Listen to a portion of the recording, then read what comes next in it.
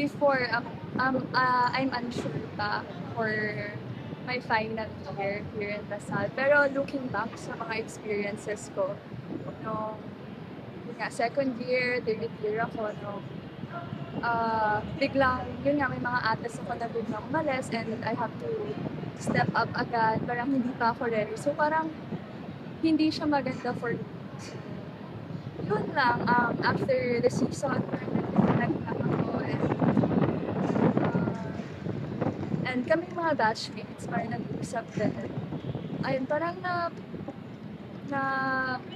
nag-decide na din ako na parang I will finish my final year na for Lasal.